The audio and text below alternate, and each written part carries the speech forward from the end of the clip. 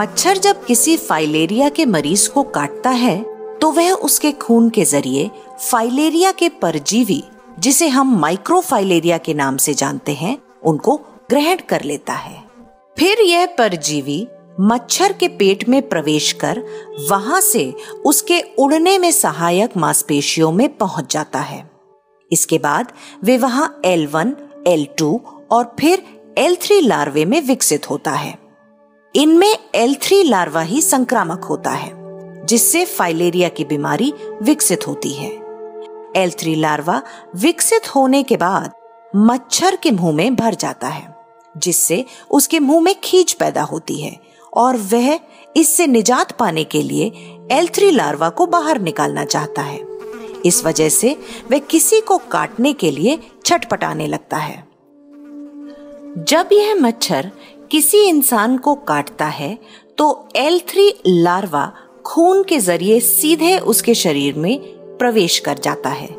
कई बार ऐसा भी होता है कि मच्छर का सूंड पूरी तरह से शरीर में प्रवेश नहीं कर पाता और L3 लार्वा बाहर ही छूट जाता है।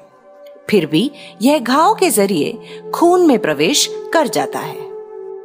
यह लार्वा इंसान के शरीर के विभिन्न अंगों से होता हुआ किसी लासिका ग्रंथि में अपना घर बना लेता है।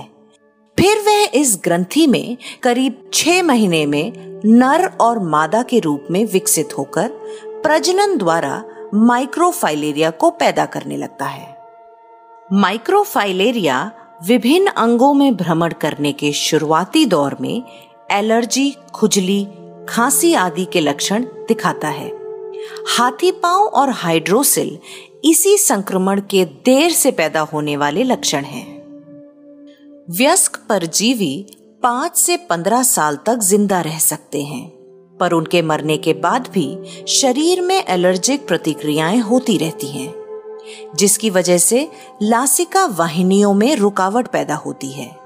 लिम्फ के बहाव में रुकावट से अंगों में सूजन आ जाती है। पांव की ऐसी सूजन को ही हाथी पांव के नाम से जाना जाता है। यह सूजन हाथ, अंडकोशों और स्तनों में भी हो सकती है। फाइलेरिया से बचाव बहुत ही आसान है। सरकार द्वारा हर साल फाइलेरिया ग्रस्त जिलों में आशा के माध्यम से मुफ्त दवाएं वितरित की जाती हैं, जिसे अगर लोग समय पर ले लें तो इस बीमारी से खुद को आसानी से बचा सकते हैं।